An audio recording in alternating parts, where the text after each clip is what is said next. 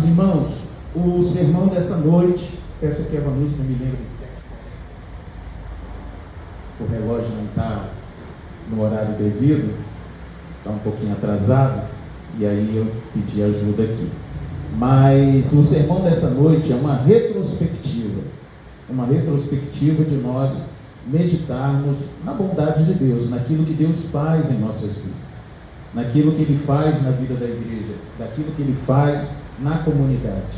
O povo de Israel, numa determinada ocasião, eles se reuniram e começaram a refletir na graça do Senhor, no grande favor do Senhor para a condução zelosa, santa, misericordiosa de suas vidas no deserto até a chegada da terra prometida. E todos os acontecimentos que ali se sucederam, eles começaram a refletir, vendo a bondade de Deus em pequenos pontos da vida, algo que para nós também, nós somos convidados a isso, porque muitas das vezes nós não conseguimos enxergar as pequenas gotas de bondade, de felicidade, de misericórdia que o Senhor derrama em nossas vidas. Nós temos uma noção dificultada pelo pecado, embaraçada pela nossa natureza caída, que nós nos atentamos somente nas coisas grandes, potentosas que Deus faz em nossas vidas, mas a manutenção da nossa vida diária, muitas das vezes nós não nos atentamos, coisas básicas para a nossa vida. Foi falado aqui, você deitar, colocar a cabeça no travesseiro e dormir, irmãos, isso é bênção. Muitas pessoas não conseguem dormir, muitas pessoas têm crises. Lógico, nós não estamos fazendo demérito, uma questão clínica talvez, a questão da insônia e tantos outros distúrbios do sono, mas dormir um sono reparador, né? O Senhor cuidando dos seus, sem aquela preocupação que nos tira a tranquilidade da noite, até porque não vai mudar nenhuma situação, mas aí a nossa mente, principalmente essa que não está rendida no Senhor, lavada no sangue do Senhor, fica aquela preocupação, aquela meditação a longo prazo, aquela preocupação da nossa mente, e assim o sono se vai, e o dia amanhece, e aí as obrigações surgem, o corpo cansado, a alma cansada, o espírito cansado, a mente cansada. Olha, não é brinquedo não, mas bendito seja o Senhor que dá sono aos seus eleitos, e a palavra diz sobre isso, né? Então Israel fez essa retrospectiva, começou a meditar no grande favor do Senhor. Então vamos juntos nessa leitura, fazendo uma leitura responsiva, né, e expositiva. Vamos conhecer as bases dessa reflexão e tirar lições preciosas para a nossa vida e a vida da igreja. Neemias 9, o texto base foi verso 38. É interessante que ele diz assim: por causa de tudo isso. Então houve uma causa que levou eles a meditar, levou eles a refletir, e é sobre essa causa que nós iremos também meditar. Chama a igreja a atenção para o verso 15, nós vamos iniciar a partir do verso 15. Diz assim: pão do céu lhe destes na sua fome, e água da rocha lhes fizeste brotar na sua sede. E lhe dissestes que entrassem para possuir a terra que por mão poderosa ou mão levantada lhe juraste dar. Porém eles, nossos pais, se houveram soberbamente, endureceram a sua cerviz e não deram ouvidos aos seus mandamentos. Recusaram a ouvir-te e não se lembraram das suas maravilhas que lhe fizestes. Endureceram a sua cerviz e na sua rebelião levantaram o chefe, com o propósito de voltarem para a sua servidão no Egito. Porém tu, ó Deus perdoador, clemente e misericordioso, tardio em inspirar-te em grande bondade, tu não os, o quê?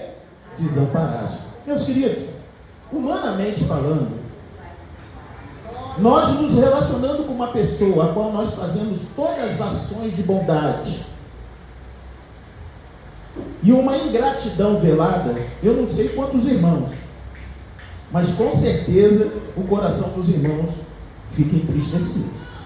Nós nos entristecemos com aqueles que nós amamos e que muitas das vezes manifesta algum sentido de ingratidão. Isso em nós, homens falhos e pecadores, quanto mais um Deus santo.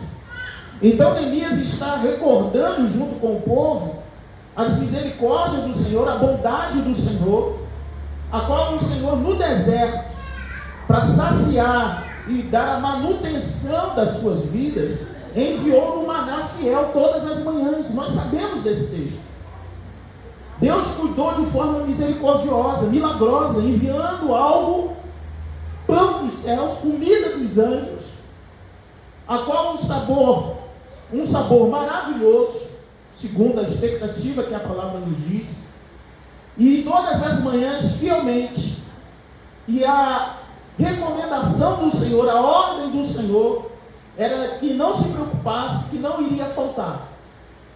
Amanhã e depois da manhã, ou até nos dias da necessidade, o Senhor estaria ali, enviando a segurança daquele pão celeste, daquele maná escondido, sendo revelado para saciar a fome e manutenção da vida do povo no deserto.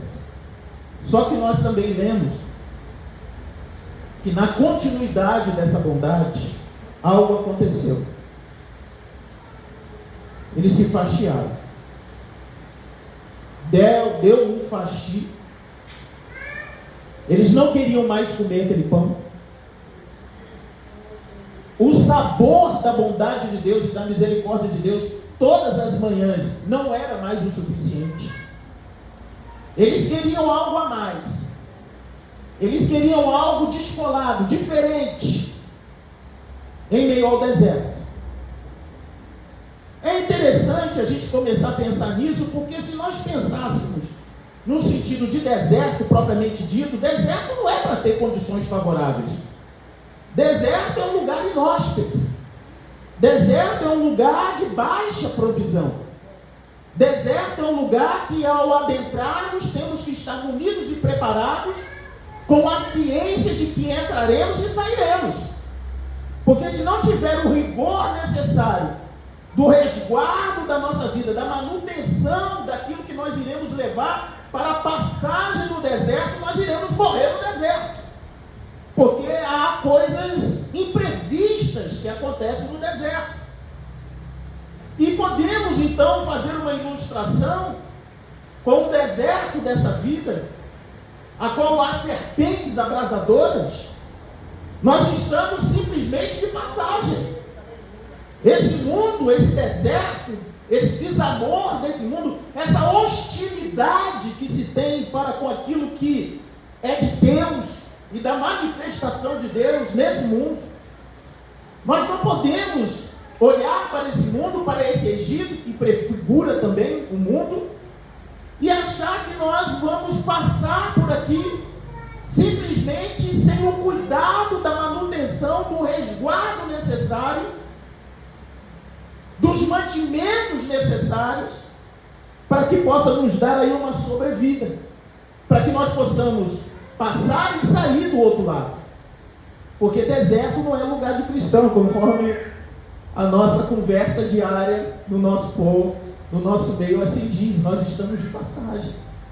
O nosso lugar, o nosso destino é a herança do Senhor, uma herança bendita e gloriosa que há de se revelar em algum momento. Mas o deserto tira a esperança.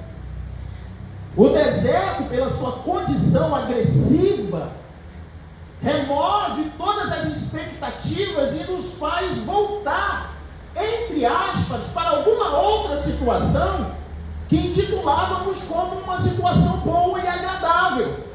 Porque é um desafio atravessar um deserto. É um desafio enorme. Então o povo é conduzido pelo Senhor pelo deserto para a chegada no lugar prometido da sua herança. Mas um Deus zeloso e cuidadoso sabe que é necessário no seu cuidado a manifestação do seu amor visível para a manutenção da vida.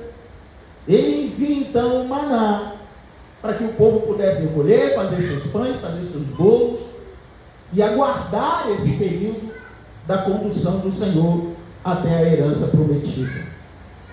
Mas, conforme nós falamos aqui, houve um desagrado nos seus corações. E é isso que ocorre paralelamente com as nossas vidas vivendo nesse mundo. Nós estamos no cuidado da tenda do Senhor, da casa do Senhor, da presença do Senhor em nossas vidas, na vida do meio do seu povo, da comunhão dos santos. Mas o deserto, que é esse mundo, faz uma pressão tamanha e nós começamos a nos fastiar das coisas celestes manifestas nessa tenda, nessa comunidade, no meio do povo de Deus. E foi assim que aconteceu com o povo de Israel. Leia comigo, vamos lá em Números, e vamos ver o diálogo que esse povo teve ao constatar em seu coração o desagrado, o fastio. Não havia mais sabor da coisa santa em seu paladar. Quero conduzir a igreja a Números 11. Abra lá em Números 11. Vamos verificar qual foi a atitude de pensamento, de comportamento do povo de Deus, sendo cuidado pelo Senhor. Diz o seguinte: queixou-se o povo da sua sorte, ou seja, da sua condição, do seu estado atual, aos ouvidos do Senhor. Ouvindo o Senhor, pois ele tem boca e fala, tem ouvido e ouve, tem pé e anda, e tem mão a palpa. Amém, irmãos? Nós servimos um Deus vivo. Acendeu-lhe a ira, e o fogo do Senhor ardeu entre eles, e consumiu a extremidade do arraial. Então o povo clamou a Moisés, e orando este ao Senhor, o fogo se apagou. Aqui percebemos o valor da intercessão. Pelo que chamou aquele lugar Tábera, porque o fogo do Senhor se acendera entre eles. E o populacho, em algumas traduções, o vulgo, que estava no meio deles, veio a ter grande desejo das comidas, da onde? Dos egípcios. Pelo que os filhos de Israel tornaram a chorar e também disseram: quem nos dará carne a comer? A preocupação do povo não era ter algo que pudesse fazer a manutenção das suas vidas para daqui a pouquinho se deleitar na herança prometida. A preocupação do povo não era essa. Eles queriam qualidade de vida no deserto e maior índice de qualidade de vida ainda mais chegando em Canaã.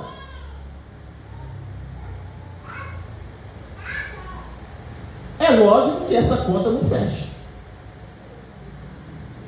Fazendo um paralelo, conforme nós assim convencionamos a conduzir o nosso coração nesse momento, não é assim que acontece muitas das vezes na nossa vida? É assim, irmãos.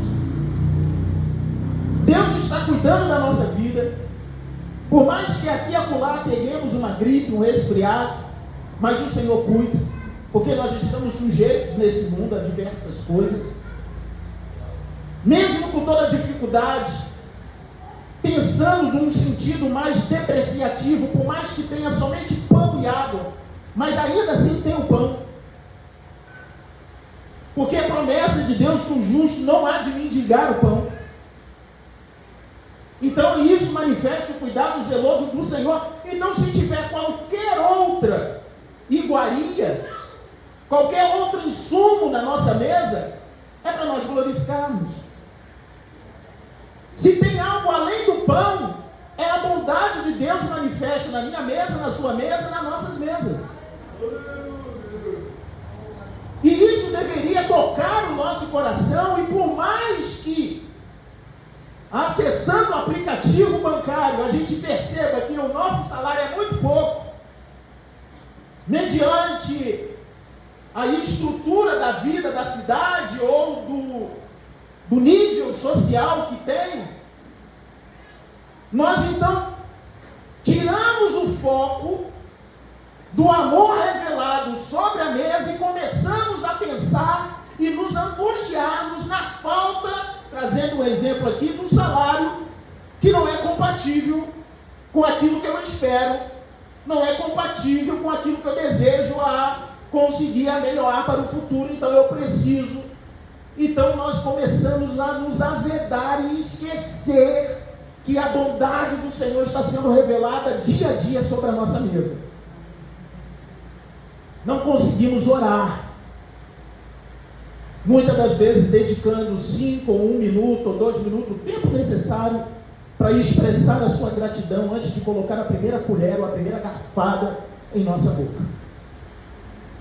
Nós simplesmente olhamos para o prato e fazemos um tal de Senhor, obrigado, e pronto.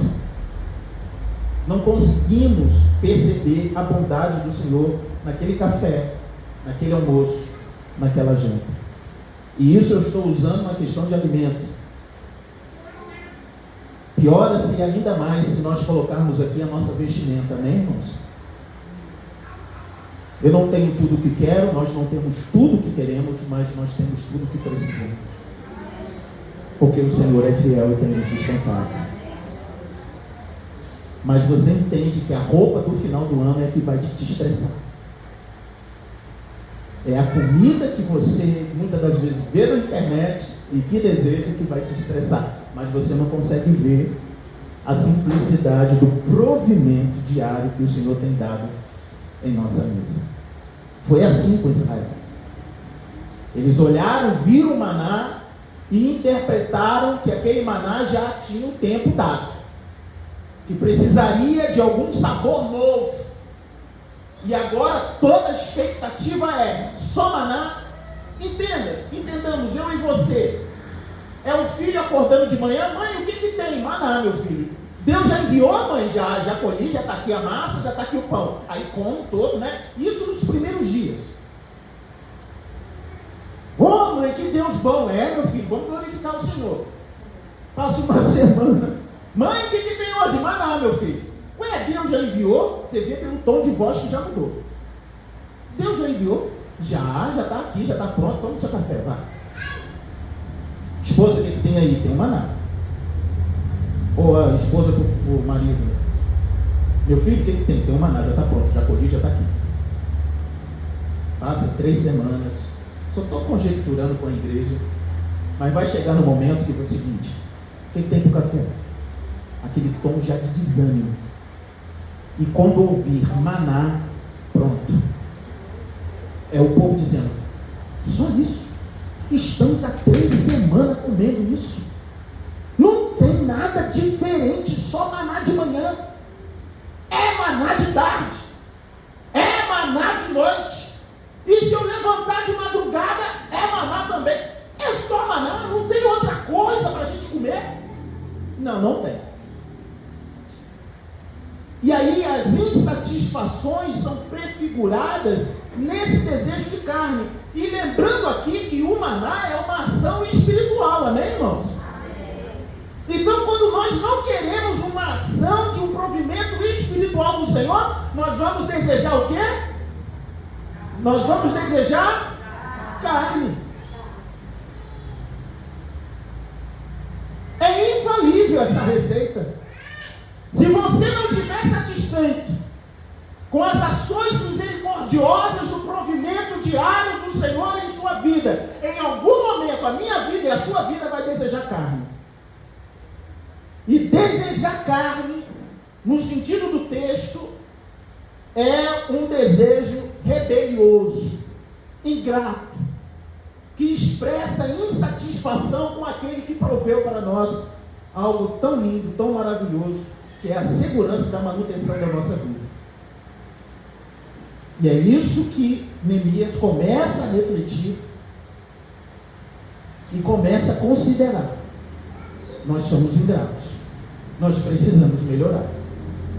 Salmo 106, vá lá comigo, Salmo 106, algo interessante sobre essa questão da bondade de Deus, que mesmo numa situação de revolta, de rebelião, de ingratidão, de manifestação de desejos impróprios, ou seja, mesmo com tudo isso, o texto que acabamos de ler lá em Neemias diz que esse Deus clemente, misericordioso, tardio em irá, longânimo, não desamparou o povo. Da mesma forma é para conosco. Veja comigo no Salmo 106, que mesmo com tudo isso, Deus deu cordonizes. Deus deu cordonizes. Mas olha o que diz o Salmo 106. Aponte o seu coração para o verso 13. Aliás, verso 12. Então creram nas suas palavras e lhe cantaram louvores. Está falando das bondades que antes, nos versículos anteriores, o Senhor havia feito. Mas aí entra o verso 13. Cedo, que significa que o autor está dizendo o seguinte: muito rápido, bem rápido mesmo, passou o esquecimento deles.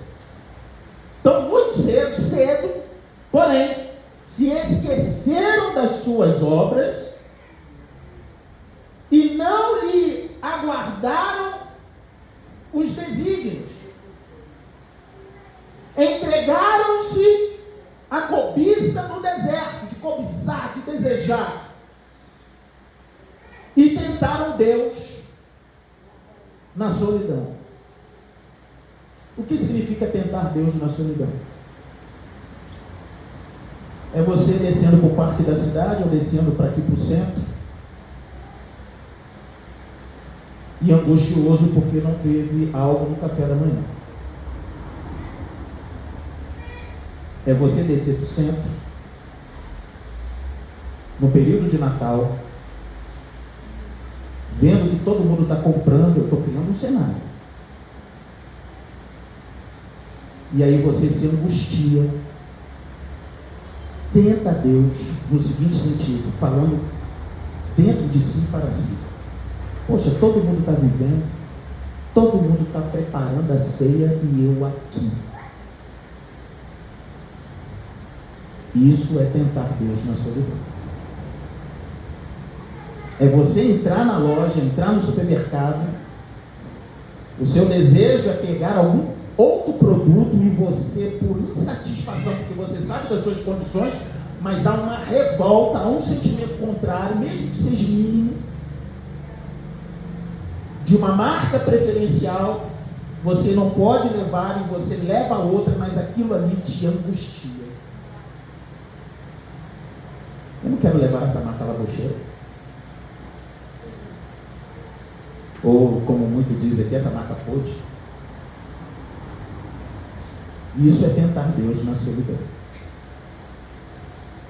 É você querer ir para o lugar e pelas condições que você está naquele momento não pode, e mais o seu coração não fica agradecido por algum outro motivo, porque o que importa é a realização daquele que está na sua frente. Os irmãos estão entendendo? Ou seja, nessa retrospectiva, nós nunca olhamos o que já foi feito. Nós sempre consideramos o que Deus não fez ainda. Ou seja, o que move o meu coração e o seu coração, os nossos corações como igreja, como comunidade, não é olhar e ver o que Deus já tem feito, e ver a sua grandeza nas pequenas coisas. É uma iluminação, é uma tinta. Estou usando o exemplo nosso aqui, da comunidade, da igreja. É uma iluminação, é um som, é uma pintura, é a cadeira, é o microfone, é o aparelho de som. Ou seja, eu tenho consciência, nós temos consciência do nosso fôlego para alcançar ou ou não determinada coisa. E se temos, é motivo de glorificarmos e exaltarmos a Deus, sim ou não? Mas se nós nos permitirmos, por falta de vigilância ou qualquer outro sentimento, nós vamos olhar para tudo isso que Deus já nos concedeu, um lugar de adoração, um lugar bem acolhedor, um lugar assíduo, e nós vamos pensar naquilo que ainda não temos. Vai nos trazer angústia, porque eu não tenho uma cadeira acolchoada, eu não tenho um ar-condicionado, eu não tenho uma vitrine. Não que nós não possamos pensar nisso. Não que não venhamos colocar isso como uma meta, como um desejo nobre, legítimo, virtuoso a se alcançar. A vida estática não vai para frente, a gente morre. A nossa vida é dinâmica. Nós pensamos sempre em melhorar, lógico, ser melhores do que ontem, mas não ao custo de nos azedarmos e não ao custo de nos levarmos a considerações que Deus está sendo tardio em encontrar o meu coração para ser alvo da sua graça. Ou simplesmente olhar a vida por um olhar místico, determinístico. Não, Deus quer. O que está acontecendo é impedimento. Alguém lançou o mal agora, eu estou com alguma coisa, eu preciso orar, eu preciso jejuar, porque Deus quer. Amém? Que Deus queira, irmãos. Mas tudo que Deus quer tem um tempo para a sua realização. E mesmo que tenha um tempo para a sua realização, quando a gente pensa nisso, o que eu faço com Tiago 13? Você vê que a gente vai ficar sem resposta. Tiago 4,13 nos diz que se Deus quiser, ou seja, eu sei que Ele deseja, mas eu também sei que Ele tem uma vontade. E essa vontade, na minha tradução, naquilo que nós entendemos, nós reputamos como um não. Mas o não de Deus não é como o não do mundo. O não de Deus também é santo. O não de Deus não nos agride. O não de Deus não inviabiliza a nossa vida. Muito pelo contrário, nos faz prosseguir. Porque tudo que vem dele é bom, perfeito e agradável. Perfeitamente agradável, inclusive o não. Mas se eu não sou ensinado, ou com a Bíblia em mãos, a leitura que faço dos textos sagrados não tem uma harmonia histórica com os demais irmãos que foram antes de nós, eu vou traduzir que Deus quer em puro determinismo, um Deus que só é bom porque Ele faz,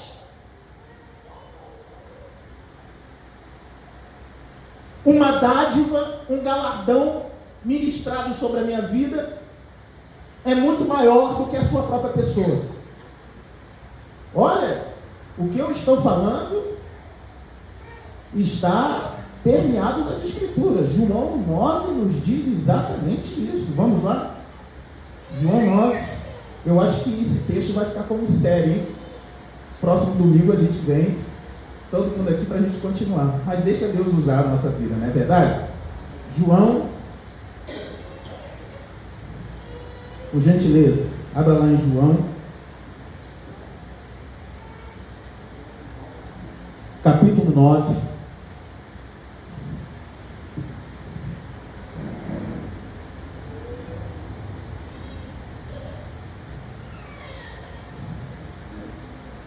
É João 9?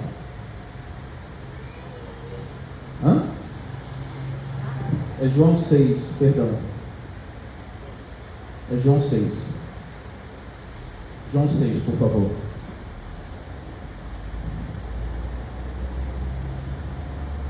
Verso 22. No dia seguinte, a multidão que ficara do outro lado do mar notou que ali não havia senão um pequeno barco e que Jesus não embarcara nele com seus discípulos, tendo este partido sós. Entretanto, outros barquinhos chegaram a Tiberíades, perto do lugar onde comeram o pão, e tendo o Senhor dado graças, Quando, pois, viu a multidão que Jesus não estava ali, e nem os seus discípulos, tornaram os barcos, aí partiram para Cafarnaum à sua procura. E tendo-o encontrado do outro lado do mar, lhe perguntaram: mestre, quando chegastes aqui? Aí aqui, Jesus, conhecedor dos corações, ou seja, ele não é levado na mariola, como diz lá no Rio, ou aqui levado no bico, ele não é marionetado, ele não é iludido com vãs palavras, ele então declara o motivo da correria. Por que eles estavam indo atrás dele? Verso 26, respondeu Jesus: em verdade vos digo, vós me procurais não porque viste sinais, mas porque comeste do quê? Dos pães e vos fartastes. Trabalhai não pela comida que perece, mas pela que subsiste para a vida eterna, a qual o Filho do Homem vos dará, porque Deus o Pai confirmou com esse selo. Era um novo dia, eles tinham comido pão e peixe ontem, mas a vida segue. Há uma necessidade para o dia de hoje. Olha, se tem um profeta que me alimenta, que cuida de nós, que cura de nossas enfermidades, e me trata com pão e peixe, eu vou seguir. Hoje eu estou com fome. Mas só que esses sinais, a importância desses sinais era para testificar a sua glória, para manifestar o seu grande amor e cuidar do santo, para que eles crescem nele, não tão somente nos sinais que ele faz. Mas isso não entrou na cabeça do povo, gente. É isso que ocorre no dia de hoje.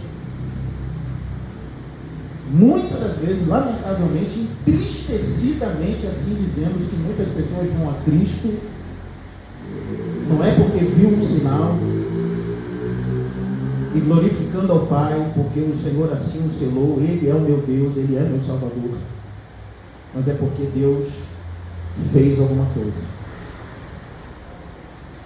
O que faz ele seguir a Cristo não é a sua própria pessoa, mas aquilo que ele faz.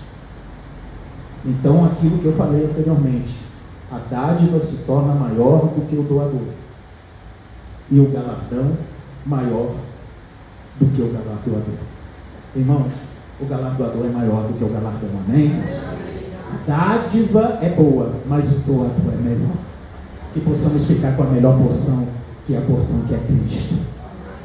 Então, nessa história lá de Neemias, o povo pensando nessa circunstância, volta lá para Neemias, nós estamos indo para o final, fica um primeiro capítulo aqui da nossa série, retrospectivas. Eles então agora começam a refletir, e Neemias entende a gravidade da ingratidão que o povo cometeu com o Senhor.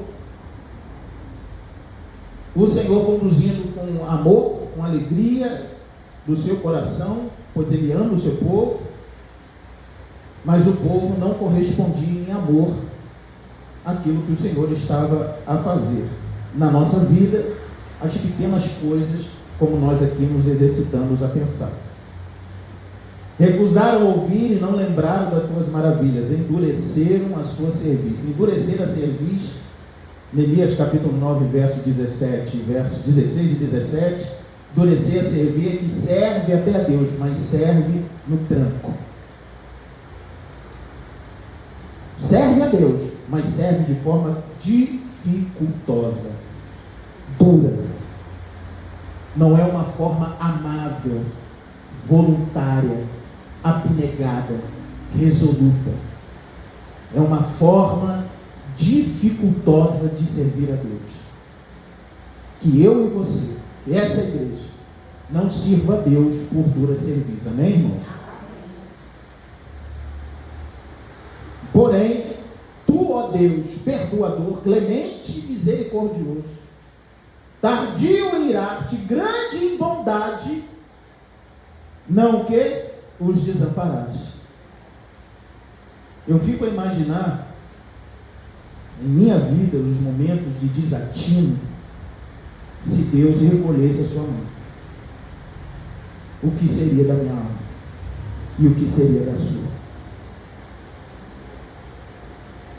Ainda mesmo quando fizeram para si um bezerro de fundação, e disseram: este é o teu Deus, que te tirou da terra do Egito, e cometeram grande blasfêmia. Todavia, tu, pela multidão das tuas misericórdias, não os deixastes no deserto. A coluna de nuvem nunca se apartou deles, de dia para os guiar pelo caminho, e nem a coluna de fogo de noite para lhes alumiar o caminho por onde o haviam de ir. E lhe concedeste o teu bom espírito para os ensinar. Não lhe negaste para a boca o teu maná, e a água que lhe deste na sua sede. Então, o povo de Israel, mediante a toda essa graça, não corresponderam de forma satisfatória, de forma bela, de forma amorosa, de forma compreensível. Não é que Deus queira robôs, androides. Nós não somos uma inteligência artificial. Nós temos sentimentos, nos magoamos, nós mesmos nos ferimos, almejamos coisas, muitas das vezes, que nos levam a preocupações, angústias e desamores, e transferimos isso para um culpado, e o culpado primeiro na fila é Deus, porque ninguém angustiado deixa o seu trabalho, mas deixa a igreja. Ninguém angustiado deixa a esposa, ou namorado, ou filho, deixa a igreja. Ninguém triste deixa de ir a um restaurante, ou comer, ou almoçar, ou beber, ou tomar café, mas deixa de orar, de jejuar, de servir, de congregar. É sempre a igreja e tudo aquilo que se chama Deus que entra na primeira fila como possível culpado, que nos inviabiliza de viver a vida que queremos viver, de ter o que desejamos ter, de conseguir o que almejamos e sonhamos conseguir. É sempre a igreja e aquilo, tudo que se chama Deus, como moeda de troca. E isso está na nossa mentalidade, na nossa natureza. É por isso que nós, nessa noite, ou em qualquer outro momento, desde o momento que Deus se manifestou em nossa vida, devemos ter a certeza que caminhamos em Deus não por aquilo que Ele faz, mas por aquilo que Ele é. É extremamente necessário para mim e para você, para aguentar os trancos dessa vida, entender que eu vou ao domingo à igreja não para receber algo de Deus, mas para dar a Ele o digno louvor e adoração, pois Ele é digno de ser adorado e glorificado. Eu não vou para a igreja para receber, eu vou para dar o meu culto. E os elementos do meu culto é refletir no seu grande amor misericordioso que salvou um pecador miserável e que não tinha a mínima condição de pagar o preço da sua salvação. Então, aquilo que me foi revelado não é o concurso, não é o casamento, não é a viagem, não é a casa, não é a moto, não é o carro. O que me foi revelado quando eu, pecador, entrei na igreja e pregaram a palavra para mim, não é porque eu não consegui, agora eu vou conseguir, não é porque eu tinha, agora eu vou ter, mas porque Ele revelou que eu era pecador e havia uma condição imutável, irreversível, mas Ele ofereceu-se como mediador para a minha vida. E se eu o reconhecesse como o único e suficiente Salvador, o seu grande amor misericordioso curaria os meus pecados, livraria-me da condenação, sararia minha alma, me livraria do inferno. Você já percebeu que hoje de mau gosto dizer inferno.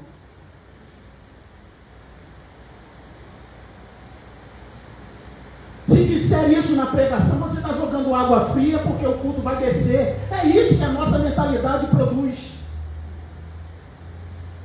É muito triste o ponto que nós chegamos. E a ladeira é ladeira abaixo, sim. Porque conforme a palavra do Senhor, o auge da apostasia vai partir daqui de dentro. Nós vamos passar a cultuar um Deus irreal.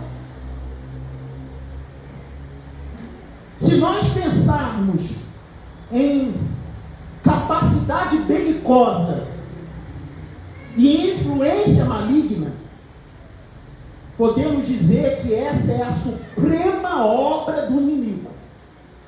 Fazer com que as pessoas entrem à igreja e cultuem um Deus irreal. Não um Deus santo e de grande amor e que doou seu próprio Filho para morrer pelos pecadores. Mas simplesmente transformaram Deus num grande armazém, num grande banco, que só você fazer com que o culto exploda e tendo Deus então ficado satisfeito, porque o culto foi muito dinâmico, alegre, é o momento de você reivindicar o seu direito de ser abençoado. É isso o caminho que nós estamos traçando. E ai da comunidade, ai da igreja, ai do pequeno povo, que venha se reunir no domingo do Senhor ou no culto da semana, e que o púlpito dessa igreja fale de pecado, fale de inferno, fale de sentença, contudo também fala de misericórdia e de amor. Essa igreja vai ser uma igreja estranha dentro de outras igrejas. Mas que nós, irmãos, possamos seguir esse caminho, amém, irmãos? Ao retornar para casa, vá pensando nas retrospectivas que Deus já fez na sua vida. Pense naquele momento de enfermidade que Deus visitou o seu coração, alegrou a sua vida, curou. Pense naquele dia de tristeza, de pânico da sua alma, seja por um motivo que foi, e você misteriosamente, a partir de um louvor, a partir de uma leitura da palavra, Deus visitou o seu coração e aquela tristeza se dissipou. Pense naquela bênção que você procurou, se é um trabalho, se é um emprego, se é um negócio, uma dificuldade tremenda, um deserto tremendo, mas Deus visitou com a sua direção, a porta se abriu e colocou você lá. Pense naquele momento que talvez numa condição financeira difícil, dificultosa, para a sua vida ou para a vida daqueles que têm a esperança em sua vida, ou seja, você cuida, e você chegou no momento e percebeu, não tem como, mas misteriosamente na virada do dia, na virada da noite, em algum momento a provisão chega e você diz, só pode ter sido Deus. Tocou em alguém, ou simplesmente você foi usando, pagando, mas houve uma multiplicação misteriosa, um milagre sobre as suas finanças. É como um azeite que desce e não se acaba. É como a farinha da panela que não acaba. Sabe, é nós voltarmos a esse ponto que Deus já fez.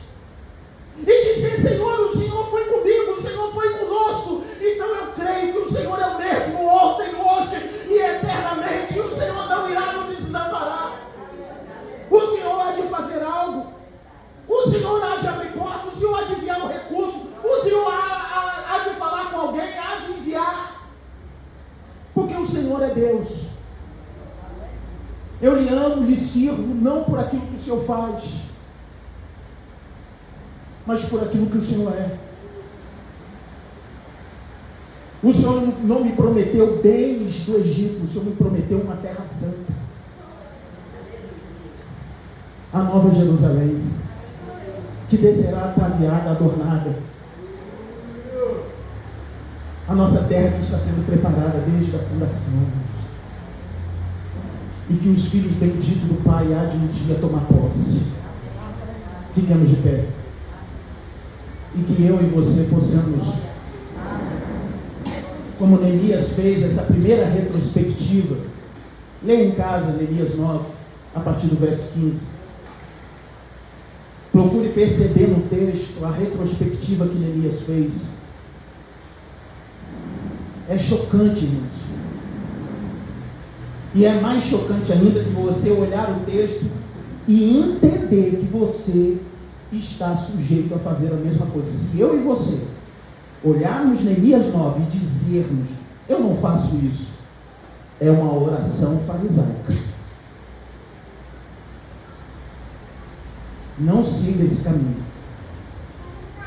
Ao ler Neemias 9, por mais que você tenha consciência que você tenha dificuldade, tem natureza caída, é pecador, mas Senhor, eu não vou chegar nesse ponto. Ao mesmo tempo, você diga, Senhor, Tu sabes, e eu louvo a Ti porque eu não cheguei. Mantenha a minha vida. Mantenha a minha vida, mesmo servindo a Ti com dificuldade, eu quero melhorar, eu quero prosseguir porque eu Te amo.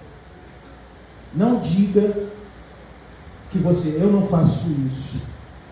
Eu não sou como esse povo de Israel ingrato. Não cometa o mesmo erro do apóstolo Pedro.